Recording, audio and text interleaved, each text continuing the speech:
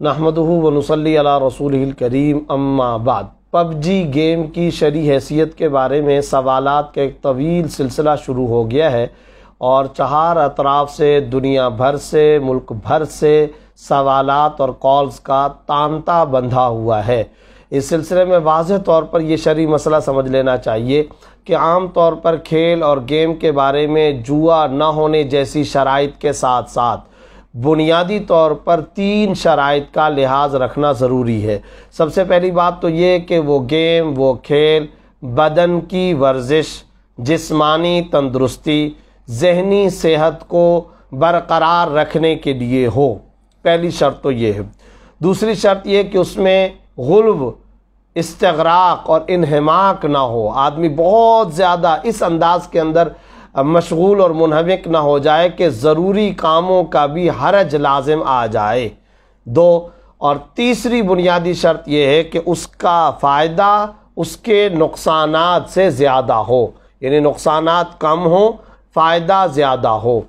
اب ان 3 بنیادی شرائط اور کنڈیشنز کو سامنے رکھتے ہوئے اگر پب جی گیم کا جائزہ لیا جائے تو آپ کو معلوم ہوگا کہ بجائے ذہنی اور جسمانی صحت کے، پب جی کھیلنے والے افراد، بچے، نوجوان، بہنیں، بھائی، ان کی ذہنی جسمانی صحت پر انتہائی منفی اثرات مرتب ہو رہے ہیں اور انہیں کھانے پینے کا کوئی ہوش نہیں ہے اور ان پر ایسے زبردست گہرے منفی اثرات مرتب ہو رہے ہیں کہ جسمانی طور پر بھی، ذہنی طور پر بھی شدید ترین نقصانات کا سامنا کرنا پڑ رہا ہے۔ نمبر 2 جو کنڈیشن اور بنیادی شرط تھی، اگر آپ اس کو سامنے رکھیں کہ فرائض اور واجبات میں کوتاہی نہ ہو، ایسا انہماک اور مشغولیت نہ ہو، تو جو لوگ یہ کھیلنے والے ہیں ان کی حالت نہیں بلکہ حالت زار قابل ملاحظہ ہے۔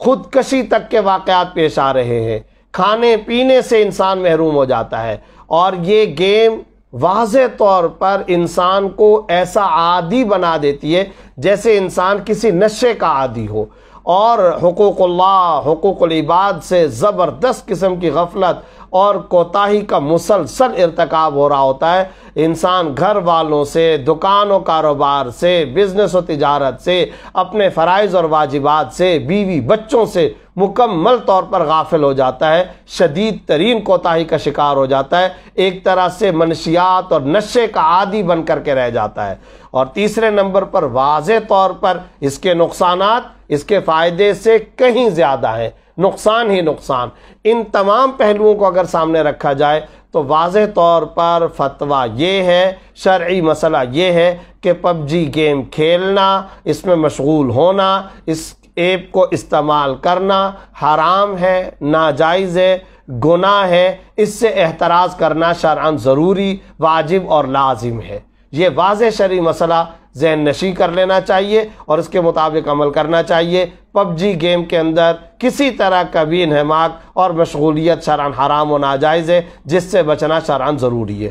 تاہم ایک فتویٰ آیا ہے جس کے اندر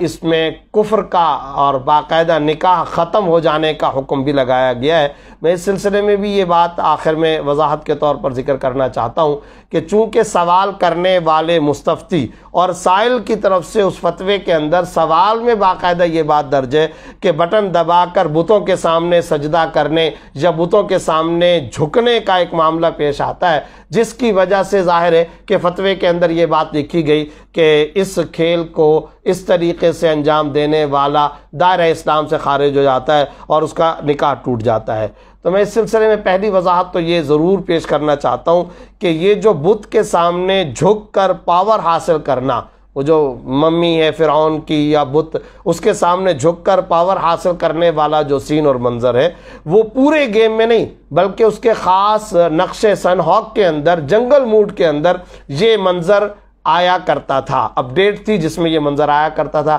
مگر پب جی کھیلنے والے نوجوانوں سے جب یہ بات معلوم کی تو ان بھائیوں نے یہ بات بتائی کہ یہ 4 مہینے پہلے مسلمانوں کے شدید رد عمل اور ریئیکشن کی بنیاد پر، بلکہ ایک طرح سے احتجاج کی بنیاد پر اس منظر کو ختم کر دیا گیا۔ تو جب یہ منظر ختم ہو گیا اور اسی بنیاد پر کفر کا فتویٰ تھا، تو اب یہ بات ذہن میں رکھنی چاہیے کہ وہ وجہ نہیں پائی جا رہی جس وجہ کی بنیاد پر اس کفر والے فتوے کا اس پر اطلاق کیا جا سکے، لہذا وہ بات اب ختم ہو گئی۔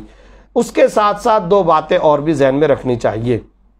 پہلی بات تو یہ ہے کہ یقیناً یہ حرام ہے، ناجائز ہے، جس کی تفصیل عرض کر دی ہے اور اس سے بچنا ضروری ہے، مگر اس طرح گیم کے اندر اگر کوئی بت کے سامنے جھکنے کا معاملہ کرتا ہے تو وہ ایک سمبولک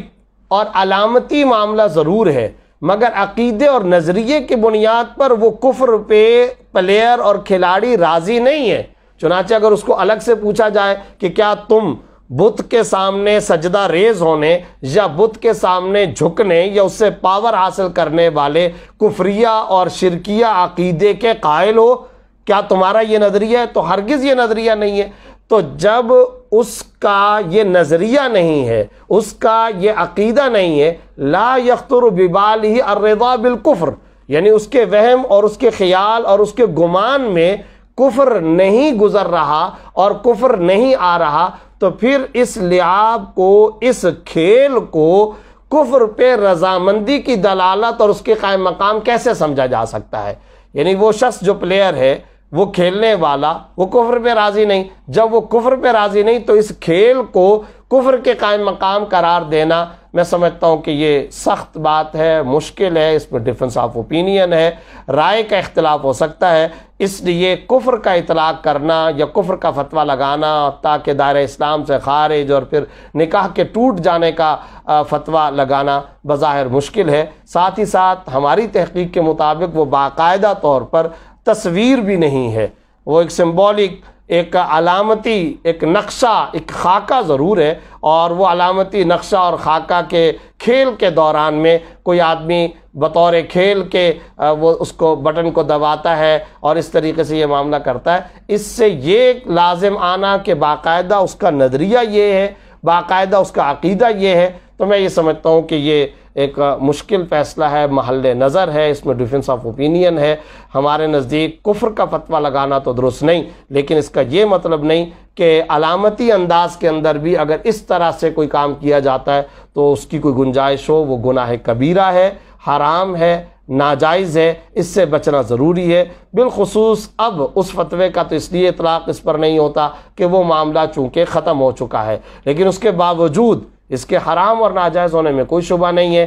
اس گیم سے احتراز کرنا بھی ضروری ہے۔ ساتھ ہی ساتھ میں حکومت پاکستان سے بلکہ تمام کے تمام ممالک، بالخصوص اسلامی ممالک کے حکمرانوں سے اور خاص طور پر حکومت پاکستان سے درخواست کرتا ہوں کہ اس گیم پر پابندی لگائی جائے۔ ہمارے نوجوان بہنوں بھائیوں پر، ان کے ذہنوں پر اس کے بدترین اثرات مرتب ہو رہے ہیں، اس لیے ہر صورت میں اس پر پابندی لگنی چاہیے۔ امید ہے شرعی اور فقہی اعتبار سے مسئلہ واضح ہو گیا ہوگا۔